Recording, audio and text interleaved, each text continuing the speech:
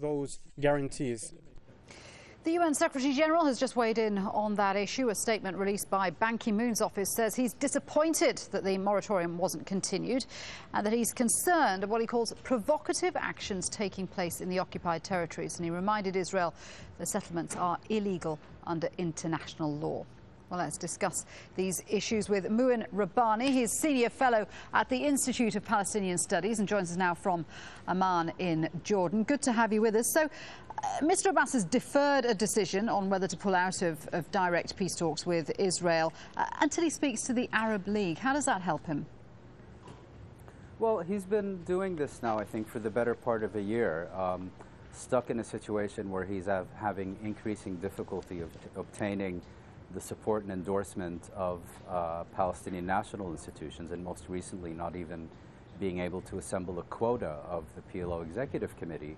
He's instead referred his decisions to the Arab League to get support and endorsement from Arab states in order to continue with this chosen path, which is negotiations at virtually any price. I suspect that we're about to see the same thing happening, where it's very unlikely that he could successfully assemble Palestinian institutions to endorse a decision to continue negotiating despite the expansion of settlement activity. And he's hoping that Arab states, who are perhaps more susceptible to American and Israeli pressure, will give him the go-ahead to head back to the negotiating table. Well, we know that Mr. Netanyahu has asked Israeli settlers for restraint. No formal request or order for the moratorium to be extended, but still, does that suggest that there could be a compromise in the offing? I don't see how there will be. Netanyahu has no intention, Israel has no intention of reversing the settlement enterprise, and in fact, none of this could be going on without the support of the Israeli government and military. To simply ask them, don't celebrate too loud, is a little meaningless in the larger scheme of things. And, you know, if the Palestinian negotiators feel that that's enough, well, so much the worse for the Palestinian people and their right to self-determination. How useful can the French prove here? I mean, Nicolas Sarkozy seemed to have a very warm meeting with Mr. Abbas, and he's talked about his support for the Palestinian president, but the French don't have the same sway with the Israelis as the US does. Well, maybe certainly the French bilaterally have less influence over Israel than Washington does. But if you consider that France is a member of the European Union and that the European Union, rather than the United States, is Israel's main trading partner, there is actually very real and very effective pressure that could be brought to bear on Israel. The fact of the matter is that the Americans and also the Europeans have decided that a process is better than a vacuum.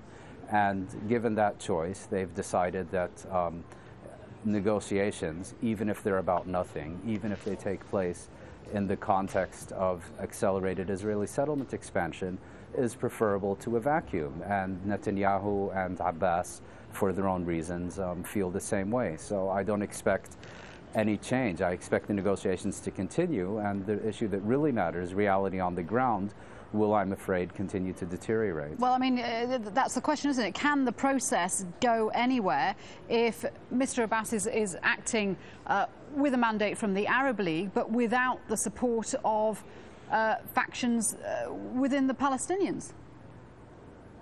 Well, I suspect in principle he could. You know, the real issue here, I think, has less to do with whether he has a mandate and where he gets that mandate from, though I'm not trying to belittle those very valid questions. I think the real issue is, what are these negotiations about?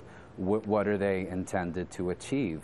When are they supposed to achieve their objectives? And on those key questions, we have had absolutely no answer that could encourage us. And more importantly, what is the relationship between what is going on around the negotiating table on the one hand and reality on the ground on the other? And I think as this specific incident shows, the answer is absolutely no relationship whatsoever. Keep negotiating and expand settlements at the same time. So this really is, you know, what you end up is, once again, negotiations serving as a cover for the consolidation of Israeli occupation rather than a process to end Israeli occupation and thereby reach peace. Mouin, thanks very much indeed for that. Mouin Rabbani speaking to us from Amman in Jordan there. Well, while Israel comes under international pressure to stop building settlements, some communities in the occupied West Bank have already begun the process of building. Al Jazeera's Dan Nolan visited